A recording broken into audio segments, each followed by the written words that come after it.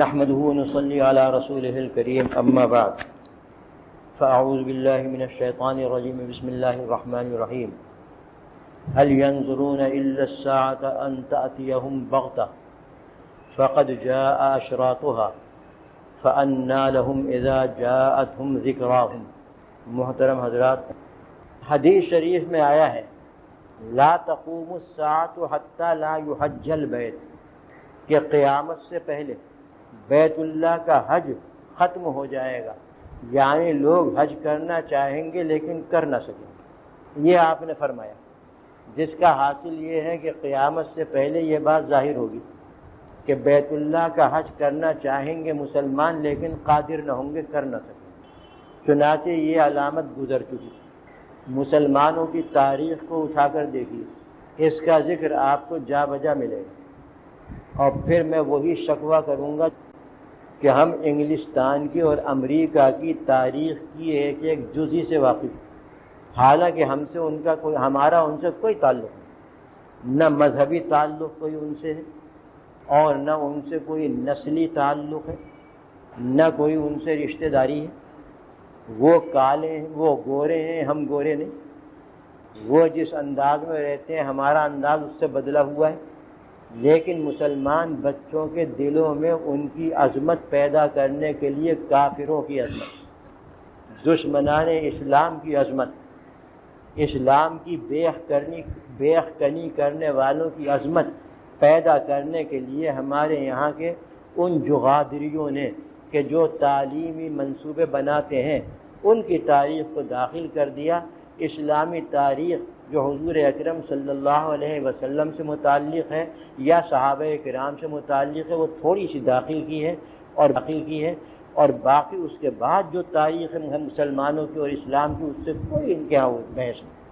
ہم بالکل ناواقف ہیں، ہماری اولاد بالکل ناواقف ہے۔ یہ کتنا بڑا المیہ ہے اور کتنا بڑا یہ شکوہ ہے جو آپ سے کیا جاتا ہے، اور ہم اسی جہنم میں اپنے بچوں کو جھونکتے ہیں تاکہ ان کا ذہن بھی ایسا ہی رہے اور ان کا دل بھی ایسا ہی رہے۔ اللہ تعالیٰ بس محفوظ رکھے۔ مسلمانوں کی تاریخ آپ دیکھیں، سن 200 ہجری کے بعد سے عجیب واقعات اس تاریخ کے اندر ملیں گے، اور ان کی بنیاد اس پر ہے کہ یہ ارباب اقتدار جو ہوتے ہیں، جو حکومت اور سلطنت کے چاہنے والے ہوتے ہیں، یہ وہی لوگ ہوتے ہیں کہ جو اللہ سے بیزار اور رسول سے بیزار، یعنی ان میں دین نہیں ہوتا، دینداری نہیں ہوتی۔ یہ 200 کے بعد کی بات میں صرف اقتدار ہوتا ہے۔ اس اقتدار کو حاصل کرنے کے لیے وہ ہر طرح کے ہیلے بہانے اور سازشیں کرتے ہیں، اور جب حاصل ہو جاتا ہے تو پھر ان کی اصلی صورت ظاہر ہوتی ہے۔ یہی حال کچھ تاریخ اسلام کے ساتھ سن 200 ہجری کے بعد پیش آیا کہ یہی کیفیت رہی۔ جو جتنا بڑا ملحد ہوتا، جتنا بڑا بددین ہوتا، جتنا بڑا وہ قرآن کریم کی خلاف ورزی کرنے والا ہوتا، وہ اقتدار حاصل کرتا اور ہر صورت پر کرتا، اور حاصل کرنے کے بعد پھر اپنے نظریات کو وہ پھیلاتا۔ چنانچہ مصر کے اندر اور مغربی علاقوں کے اندر سن 300 ہجری میں فاطمیین کی حکومت قائم ہوئی مصر میں، اور مصر کے قرب و جوار میں، افریقہ کے علاقے میں فاطمیین کی حکومت قائم ہوئی۔ یہ اپنے آپ کو فاطمی کہتے تھے اور تھے رافضی، اور رافضی بھی اتنے بدترین قسم کے کہ اللہ محفوظ رکھے۔ ان میں ایک بادشاہ تھا جس کا نام تھا حاکم، اس کا لقب حاکم تھا۔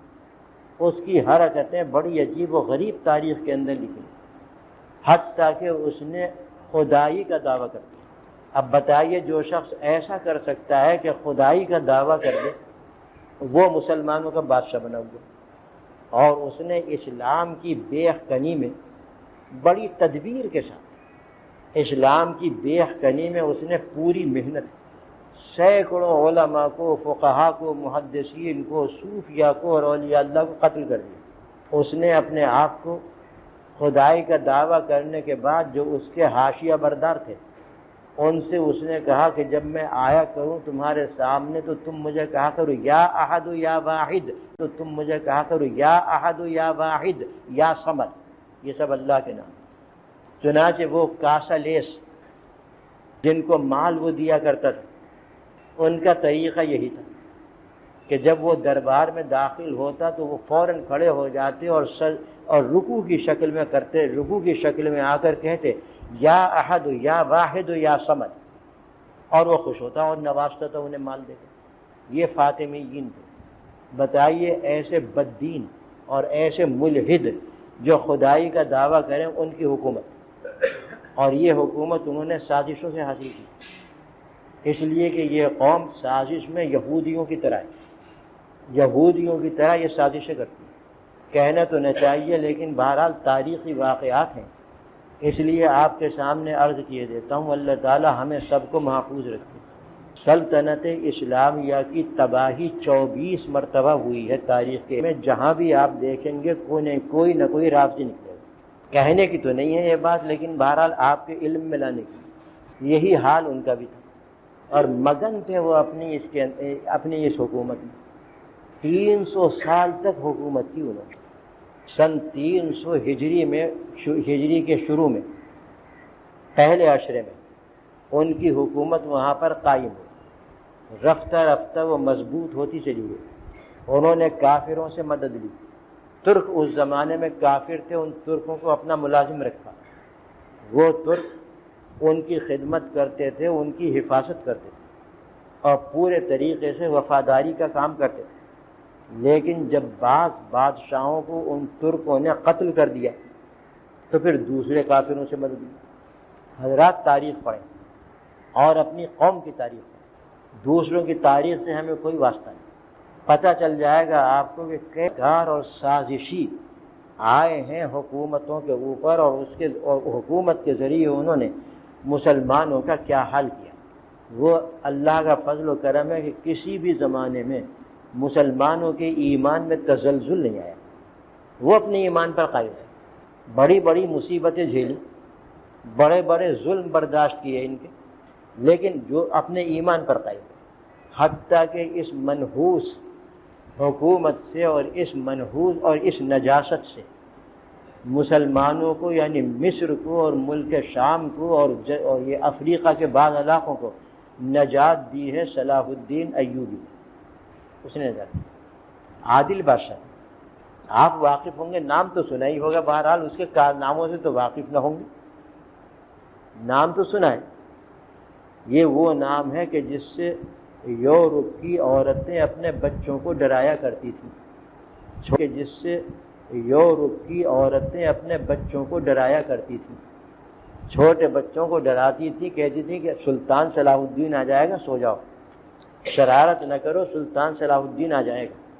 یہ وہ بادشاہ، ایسی دھاک تھی اس کی کافروں کے اوپر، خصوصاً عیسائیوں پر اور یہودیوں پر، کہ اس سے پہلے کسی مسلمان بادشاہ کی ایسی دھاک نہیں تھی۔ نہایت مخلص مجاہد، نہایت پابند شریعت مسلمان بادشاہ، تہجد گزار، قرآن کریم کا حافظ، احادیث بکثرت اس کو یاد تھی، علماء صلحاء اور صوفیاء کی مجلس میں بیٹھا کرتا تھا، ایمان اس کو اللہ نے نہایت راسخ عطا فرمایا تھا، اللہ پر اس کا توکل بے پناہ تھا۔ اس نے نجات دی ہے ان مسلمانوں کو جو مصر وغیرہ میں ان ظالموں کے ظلم میں پھنسے ہوئے تھے، اس نے نجات دی کہ اس نے مصر کی حکومت کا تختہ۔ تو دیکھیے یہ 300 ہجری سے یہ سلسلہ چلا۔ اسی طریقے سے چونکہ ایک مقام پر یہ بددین قابض ہو گئے تھے، دوسرے بددینوں کی بھی ہمت افزائی اور اندرونی طور پر مدد جاتی تھی۔ ایک اور تحریک اٹھی سن 300 ہجری کے دوسرے عشرے میں، اس تحریک کا نام ہے تحریک قرامطہ، نام شاید آپ نے سنا بھی نہ ہوگا، حالانکہ بڑی سیاہ تاریخ ہے اس قوم کی۔ قرامطہ کی تاریخ نہایت سیاہ تاریخ، یہ بھی بددین تھے۔ یہ عراق کے جنوبی حصے میں جو ایران کے متصل ہے، وہاں اس تحریک کا آغاز ہوا۔ یہ تحریک شروع ہوئی سن 310 کے بعد، دوسرے عشرے، اس تحریک کا بانی تھا ہمدان ابن قرمط، اسی کی طرف قرامطہ منسوب ہے۔ ہمدان اس کا نام تھا، باپ کا طرف قرامطہ منسوب ہے۔ ہمدان اس کا نام تھا، باپ کا نام تھا قرمط۔ یہ اصل میں مجوسی تھے، آتش پرست، ایران سے تعلق تھا ان کا، لیکن عراق میں آباد ہو گئے تھے، جنوبی عراق میں۔ اور اسی طریقے سے وہ مزدک تحریک جو ایران کے اندر چلی تھی، بے دینی کی تحریک، اس سے منسلک تھے، مجوسی تھے، مزدک تحریک سے منسلک تھے۔ اس لیے ان کے اندر دو آتشہ عداوت آ گئی تھی مسلمانوں کی۔ باطنی اندرونی طریقے پر انہوں نے اپنی تحریک کا آغاز کیا، اور ان کی تحریک کی بنیاد بھی یہی تھی کہ قرآن کو مٹاؤ، سنت کو مٹاؤ، مسلمانوں کو تہہ تیغ کرو، حج کو بند کرو، عمرے کو بند کرو، زکوٰۃ کو بند کرو۔ بڑے عجیب عجیب ان کے نظریات اور عقائد تاریخ کے اندر موجود ہیں۔ قرامطہ یہ وہ تحریک ہے جس نے اپنی بہن سے، حقیقی بہن سے نکاح کو جائز ہی نہیں، سب سے حقیقی بہن سے، یہ وہ تحریک ہے جس نے بدکاری کو بالکل حلال کر دیا۔ یہ وہ تحریک تھی کہ جس نے شراب کو بالکل حلال کر دیا۔ یہ وہ تحریک تھی جس نے مسلمانوں کو مکہ مکرمہ میں حج کرنے سے روکنے کے لیے تدبیریں کی، لیکن جب وہ باز نہ آئے تو اپنا ایک نقلی کعبہ بنائے اور مسلمانوں کو مجبور کیا کہ یہاں پر آ کر حج کرو۔ لیکن مسلمان کہاں ماننے والا، وہ اپنے آتے رہے، تو انہوں نے راستہ روکا اور 7 سال تک کسی کو حج کے لیے آنے نہیں دیا۔ 7 سال، سن 320 ہجری سے سن 327 ہجری تک کوئی حاجی نہیں آ سکتا۔ جو آتا اسے پکڑ کے قتل کر دیتے، غارت گری کرتے، اس لیے کہ اس قسم کی تحریکیں جو ہوتی ہیں وہ دہشت گردی پر مبنی ہوتی ہیں۔ شروع سے یہی چلا رہا ہے، جن میں حق کی طاقت نہیں ہوتی بلکہ باطل پرست ہوتی ہیں، وہ دہشت گردی سے قوت حاصل کرنا چاہتی ہیں، حالانکہ دہشت گردی سے قوت حاصل نہیں ہوتی، دہشت گردی سے نفرت پیدا ہوتی۔ تو یہی طریقہ ان کا تھا قرامطہ کا، یہی طریقہ ان سے پہلے باطنیین کا تھا کہ وہ دہشت گردی کے ذریعے اپنی تحریک کو فروغ دینا چاہتے تھے، اور جو حق مذہب تھا اس سے روکنے کے لیے ہر اقدام کیا کرتے تھے۔ چنانچہ ایک اقدام یہ کیا کہ 7 سال تک حجاج کو آنے نہیں دیا۔ بغداد کے، یہ عراق میں تو بغداد ہے نا، اور یہ جنوبی عراق میں آباد تھے، بغداد سے 7 سال تک کوئی حاجی اس راستے سے نہیں آیا۔ اندازہ لگائیے آپ کا یہ فرمان پورا ہو گیا نہیں کہ لا تقوم الساعة حتى لا يحج البيت، قیامت اس وقت تک نہیں آئے گی جب تک کہ بیت اللہ کا حج نہ روک دیا جائے، حج روک دیا گیا۔ سن 327 ہجری میں کچھ واقعات پیش آئے، انہوں نے اندر ہی اندر اپنی تحریک کو چلایا اور چلاتے رہے، حتیٰ کہ وہ تحریک عراق سے نکل کر ایران میں داخل ہوئی، ایران سے نکل کر بحرین میں پہنچی، اور بحرین بھی ان کا مرکز بن گیا۔ بحرین کے علاقے میں اس وقت ایک مقام تھا، مقام حجر، جس کا ذکر حدیثوں کے اندر آیا ہے، وہ ان کا دارالسلطنت، بحرین میں جو دارالخلافہ تھا وہ مقام حجر تھا، اور وہیں سے اور ادھر عراق سے اور ادھر ایران سے تمام اندرونی کارروائیاں ہوتی تھیں، من جملہ ان کے ایک یہ کارروائی تھی۔ یہی نہیں بلکہ انہوں نے ایک اور حرکت کی کہ اپنا ایک نقلی کعبہ بنا لیا اور مجبور کرنے لگے مسلمانوں کو کہ وہاں آ کر حج کریں اور اصلی کعبے کو چھوڑ دیں۔ لیکن مسلمان تو ماننے والے نہ تھے، ادھر ادھر کے راستوں سے وہ حج کے لیے نکل جاتے، ایسی پڑا ہوا ہے متروک، مشورے ہوئے، بعض نے یہ مشورہ دیا کہ کعبہ مکرمہ میں، مکے میں اور کوئی چیز تو ہے نہیں، ایک حجر اسود ہے، کسی طریقے سے اس کو وہاں سے نکال لاؤ اور اپنے کعبے میں لگا۔ پھر تمام مسلمان ادھر آئیں۔ ایسے لوگوں کے جو مشیر ہوتے ہیں وہ ایسی ہی تدبیریں سجھاتے ہیں، آپ دیکھ جائیے سب جگہ ایسے۔ چنانچہ اس بات کا فیصلہ کر لیا گیا، یہ سن 300 ہجری میں تیسری دھائی ہے کہ واقعہ پیش آ گیا، اور حضور اکرم صلی اللہ علیہ وسلم کا فرمان پورا ہو گیا۔ حضرت ابن عمر کی روایت میں آیا ہے لا تقوم الساعة حتى يرفع الرکن، قیامت نہیں آئے گی جب تک کہ حجر اسود کو اٹھا نہ لیا جائے. یہ حدیث صادق آ گئی. کیفیت اس کی یہ ہوئی کہ اس زمانے میں غالباً خلیفہ تھا بغداد میں مقتدر باللہ. یہ خلیفہ تھا.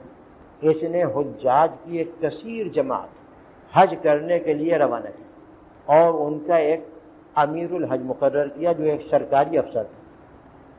منصور اس کا نام تھا. یہ لوگ بہت ہی خیر و خوبی کے ساتھ عافیت و سلامتی کے ساتھ مکہ معظمہ پہنچ گئے. بڑے آرام سے وہاں طواف کرتے تھے اور رہتے تھے اور بڑے اطمینان سے تھے کہ اچانک 8 ذی الحجہ کو جبکہ حج کے لیے دوسرے دن جانا تھا عرفات میں. 8 ذی الحجہ کو صبح کے وقت قرامطہ کا ایک لشکر اچانک داخل ہو گیا اور اس نے حرم شریف میں داخل ہو کر قتل عام شروع کر دیا.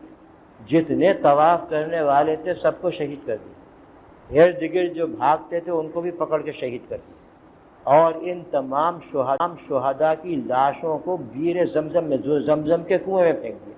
ایسے بددین تھے. ان کا جو سردار تھا اس کا نام تھا ابو طاہر القرامتی. وہ ان کے ساتھ تھا. وہ ان کا بادشاہ تھا. لشکر کثیر لے کر آئے تھے اور دہشت گرد تو تھے ہی. اس لیے یہ اپنی اس کارروائی میں کامیاب ہوئی. مکہ معظمہ میں فوج کون رکھتا ہے؟ مسلمان تو تصور بھی نہیں کر سکتا اس بات کہ مکے میں کسی کو تکلیف پہنچائے. اس لیے عام طور پر وہاں فوج نہیں ہوتی تھی. ضرورت کے لیے کوئی تھوڑی بہت فوج ہوتی تھی. لیکن یہ کارروائی اتنی اچانک تھی کہ کسی کو پتہ نہ چل سکتا. جب وہ فارغ ہو گئے ان تمام لوگوں کے اور حاجیوں کے قتل سے تو ان میں کا ایک بدبخت کعبہ مکرمہ پر چڑھا. اس زمانے کے ایک عالم کہتے ہیں کہ اس وقت میں موجود تھا. اب میں دیکھ رہا تھا کہ وہ کعبے پر چڑھا ہے اور کعبے کا میزاب کعبہ پرنالہ جو ہے کعبہ کو وہ اکھاڑنے کی کوشش کر رہا ہے. فرماتے ہیں کہ مجھ سے برداشت نہ ہوتا. میں نے فوراً اللہ سے کہا کہ اللہ تیرا علم سب سے زیادہ ہے, بڑی بردباری ہے تیرے اندر, یہ کیا ہو رہا ہے؟ ادھر ان کی زبان سے یہ الفاظ نکلے, ادھر وہ بدبخت اپنے سر کے بل نیچے گرا, بھیجا پھٹ گیا, پاس ہو گیا میرے. اس لیے بعد میں کسی کو ہمت نہ ہوئی چڑھنے.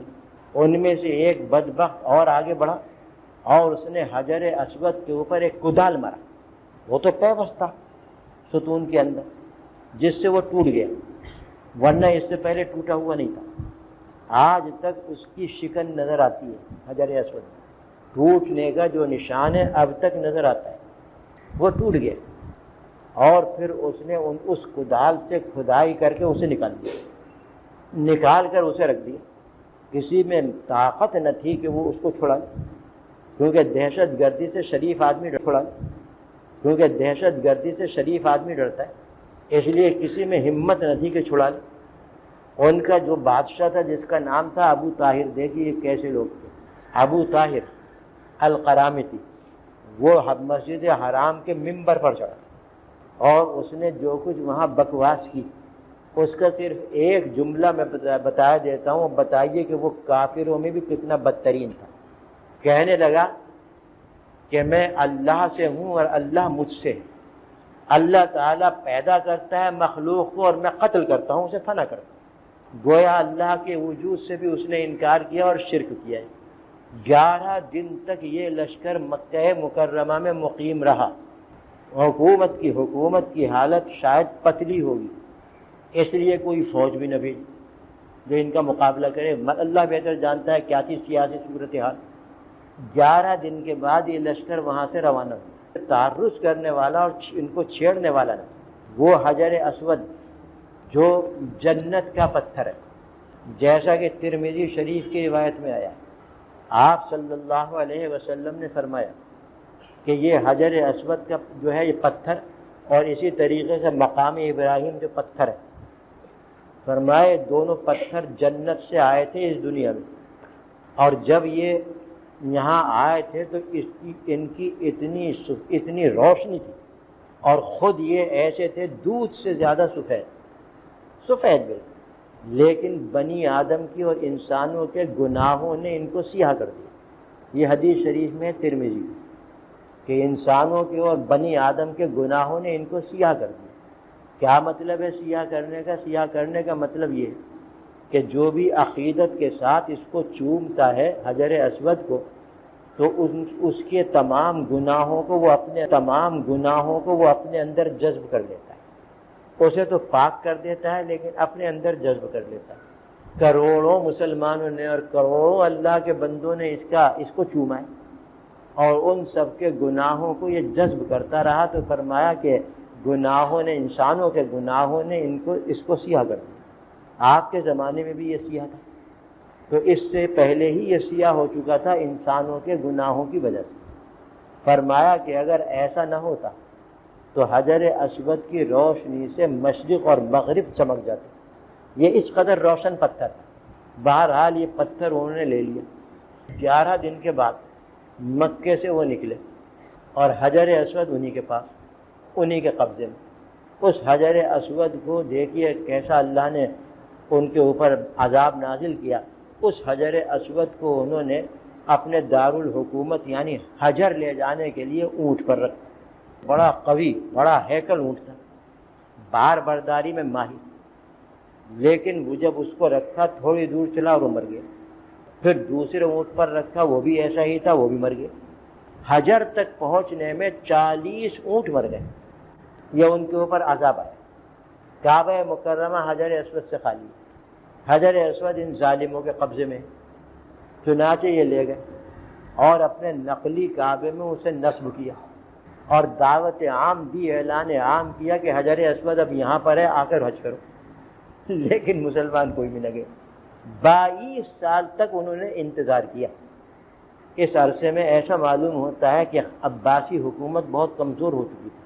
عباسی حکومت نے پیشکش کی ان کو کہ تم حجر اسود واپس کر دو اور 50,000 اشرفیاں ہم سے لے لو، سونے کی اشرفی۔ ان بدبختوں نے انکار کر دیا۔ 22 سال تک یہ، لیکن ایک بھی وہاں پر نہیں پہنچا حج کرنے کے لیے۔ اب مایوس ہوئے، چنانچہ 22 سال کے بعد خود بخود انہوں نے اس کو واپس کیا۔ اس 22 سالہ عرصے کے اندر وہ ابو طاہر کے جس نے یہ حجر اسود نکالا تھا اور قتل عام کیا تھا، اس پر اللہ کا عذاب آیا۔ اس کے بدن میں چیچک نکلی، اور یہ چیچک ایسی زہریلی اور زبردست تھی کہ اس کا ایک ایک عضو کٹ کٹ کر گرنے لگا۔ پورے بدن کے اعضاء اسی طریقے سے کٹ کٹ کر گر گئے اور وہ مر گئے۔ یہ بعین ہی وہ حال ہے جو اصحاب فیل کے ساتھ اللہ تعالیٰ نے کیا تھا جب وہ کعبے کو منہدم کرنے آئے۔ اور مشہور قصہ ہے کہ وہ بھی اسی بیماری میں مبتلا ہوئے تھے۔ پہلے تو ان کو خوب چھرے مارے گئے، بلکہ راکٹ مارے گئے، رائفل کی گولیاں ماری گئیں، اوپر سے کنکریاں۔ وہ کنکری اتنی زبردست تھی جو اوپر سے پرندے پھینک رہے تھے، کہ سر میں لگتی تھی اور چوتوں سے نکل جاتی تھی، جیسے رائفل کی گولی اس طرح نکل جاتی تھی۔ ایک تو یہ ان پر عذاب آیا نقد۔ ہمیں سب سے پہلی چیچک ہے جو اصحاب فیل پر آئی، اس سے پہلے چیچک کا وجود نہ تھا، تو یہ چیچک ان پر مسلط ہوئی، اور ان کی بھی یہی کیفیت ہوئی کہ اس چیچک کی وجہ سے اور اس کے زہر کی وجہ سے ان کے اعضاء کٹ کٹ کر گرنے لگے، اور اسی میں وہ سب کے سب مر گئے۔ صرف معذوری کی حالت میں 2 آدمی اس میں کے باقی بچے تھے، جو حضور اکرم صلی اللہ علیہ وسلم نے بھی ان کو دیکھا، اور اس زمانے میں جو صحابہ کرام حیات تھے انہوں نے بھی دیکھا۔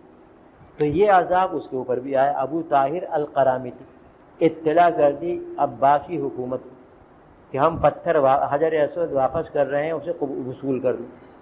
ان بدبختوں نے یہ کیا کہ وہ حجر اسود ایک ایسے دبلے پتلے نحیف و نزار اور کمزور اونٹ پر لاد دیا کہ جس کو چلنا بھی مشکل تھا۔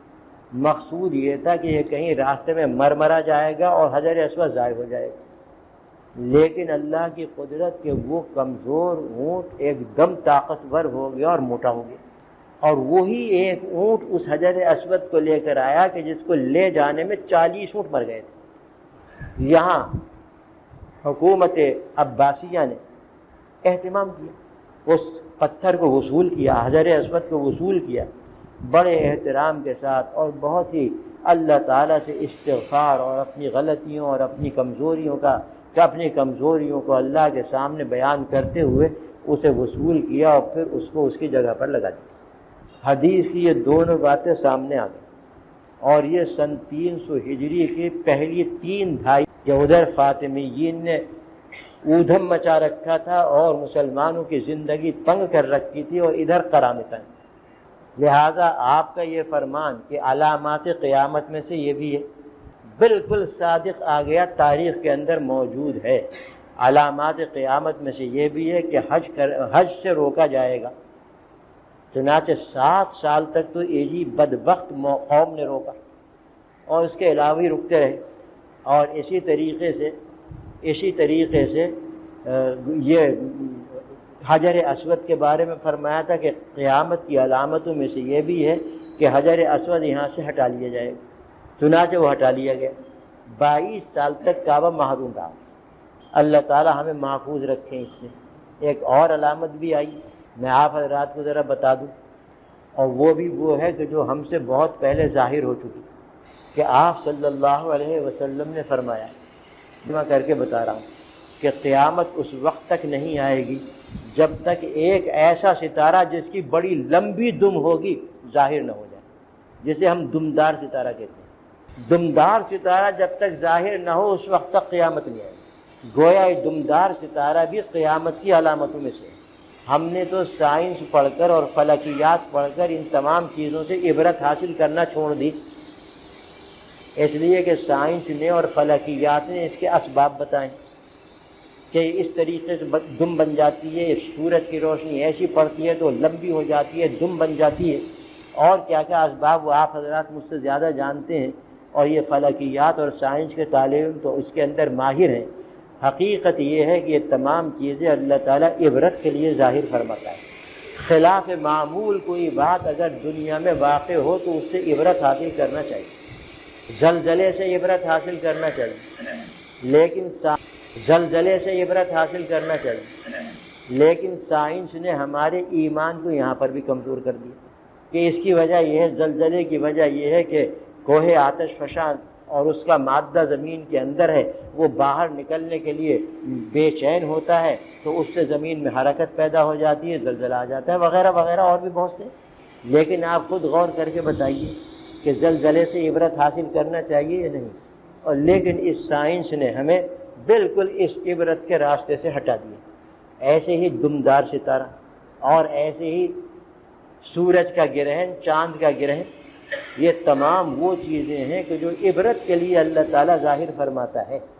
حدیث شریف میں اس کے بارے میں آیا، یخوف اللہ بہ عبادہ، اللہ تعالیٰ ان چیزوں سے اپنے بندوں کو خوف دلاتا ہے، یعنی عبرت دلاتا ہے کہ تم ایسا نہ کرو بلکہ اللہ کی طرف رجوع کرو۔ کہ کتنی بڑی قوت اور قدرت بالکل علیحدہ ہو چکے ہیں، کیونکہ سائنس کے اوپر اور فلکیات وغیرہ کے اوپر ہم ایسے پکے ایمان لانے والے ہو گئے کہ اس کے خلاف سوچ نہیں سکتے۔ بہرحال یہ دمدار ستارہ، اس کا ظہور بھی سن 400 ہجری میں ہوا ہے سب سے پہلے اسلامی ممالک میں، اور کہیں ہوا تو اللہ بہتر جانے، جیسا کہ کتابوں کے اندر آیا ہے۔ لہٰذا اور اس وقت سے لکھا ہے کہ برابر جاری رہے گا، ہوتا رہے گا، کتنے سال میں ہو جائے کتنے سال میں نہ ہو۔ ابھی میرے خیال سے حال ہی میں ایک دمدار ستارہ ظاہر ہوا تھا جو ادھر سے گزرا تھا۔ دمدار ستارہ کیا ہے؟ وہ تو بہت سے ذرات اور ستاروں کا مجموعہ ہے جو سورج سے روشنی حاصل کر کے ایک لمبی دم کی طرح بن جاتا ہے۔ لیکن یہ اللہ تعالیٰ کی قدرت پر دلالت کرنے والی چیز ہے اور بندوں کو خوف زدہ کرنے والی چیز ہے۔ ہمیں تو اسی اسلامی نقطۂ نظر سے ان علامات قیامت کو دیکھنا چاہیے اور اللہ سے خوف کرنا چاہیے، عبرت حاصل کرنا چاہیے۔ اور بھی ہیں کچھ علامتیں بڑی بڑی، لیکن وہ تاریخی نہیں ہیں، اس لیے میں ان کو نظر انداز کر رہا ہوں۔ دعا کریں کہ اللہ تعالی ہم سب پر رحم فرمائے، ہماری مغفرت فرمائے، اور اللہ تعالی ہمیں ہر گناہ سے بچنے کی توفیق عطا فرمائے۔ دعا کریں کہ اللہ تعالی ہمیں عبرت حاصل کرنے کی توفیق عطا فرمائے، اور ہر نئے پیش آنے والے واقعے سے اللہ تعالی ہمیں اپنا خوف ہمارے دل میں پیدا فرمائے، اور دعا کریں کہ اللہ تعالی ہم سب کو اپنی حفاظت میں رکھے، عافیت و سلامتی ہمیں عطا فرمائے، بیماروں کو اللہ تعالیٰ شفائے کلی عطا فرمائے، اور دعا کریں کہ اللہ تعالیٰ ہم سب کو صحت و تندرستی عطا فرمائے، طاقت و قوت اور توانائیاں عطا فرمائے، ہمارے شہر کو اللہ تعالیٰ دہشت گردی سے نجات عطا فرمائے، بد امنی سے اس کو اللہ تعالیٰ نجات عطا امنی سے اس کو اللہ تعالیٰ نجات عطا فرمائے، اور ہمارے شہر کو امن و امان سے لبریز فرما دے، اس طرح کہ ہر مسلمان اور ہر باشندے کے جان و مال کی عزت و آبرو کی اور اس کے ایمان کی حفاظت ہوتی رہے، اور دعا کریں کہ اللہ تعالیٰ ہم سب کو اپنی خاص رحمتوں میں چھپا لے برحمتک یا ارحم الراحمین۔